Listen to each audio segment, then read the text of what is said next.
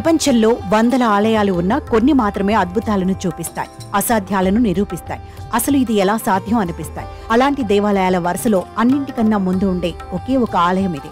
మనకు ఉన్న ఎన్నో శక్తిపీఠాలలో జ్వాలాముఖి ఆలయం ఒకటి.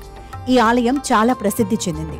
విష్ణువు తన చక్రంతో సతీదేవి శరీరాన్ని ఖండాలుగా చేసినప్పుడు సతీదేవి నాలుక ఈ ప్రదేశంలో పడిపోయింది. అందుకే దీనిని జ్వాలాముఖి ఆలయం అని కూడా అంటారు.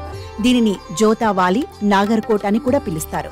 జ్వాలాదేవి ఆలయంలో శతాబ్దాలుగా నూనె వత్తి లేకుండా సహజంగా 9 చోట్ల జ్వాలలు వెలుగుతూనే ఉన్నాయి. 9 జ్వాలల్లో వెండి వలయానికి మధ్యలో ఉండే ప్రధాన జ్యోతిని మహాలకి అంటారు. మిగిలిన 8 మంది అన్నపూర్ణ, చండీ, హింగ్లాస్, విద్యావాసిని, మహాలక్ష్మి, సరస్వతి, అంబిక, అంజీదేవి జ్వాల అని పిలుస్తారు. ప్రస్తుతం మందిరంలో బంగారు పూత పూసిన గోపురం, వివిధ శిఖరాలు, వెండి ప్రవేశ ద్వారం ఉన్నాయి. ఈ ఆలయం దౌలాధర్ పర్వత శ్రేణిలో ఉంది. జ్వాలాముఖి దేవి గర్భగుడి లోపల ఒక రాతిలో చిన్న పగులు నుండి వెలువడే శాశ్వతమైన జ్వాలలు వస్తుంటాయి. వాటిని పూజిస్తారు.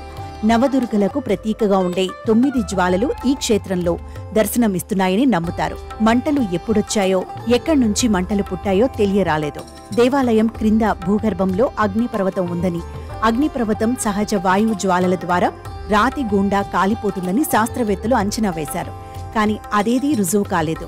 మహారాజా రంజిత్ సింగ్ 1815లో ఆలయాన్ని సందర్శించారు.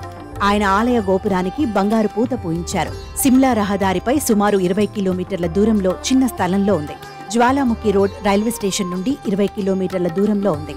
ప్రతి సంవత్సరం వందల వేల మంది యాత్రికులను ఆకర్షిస్తుంది.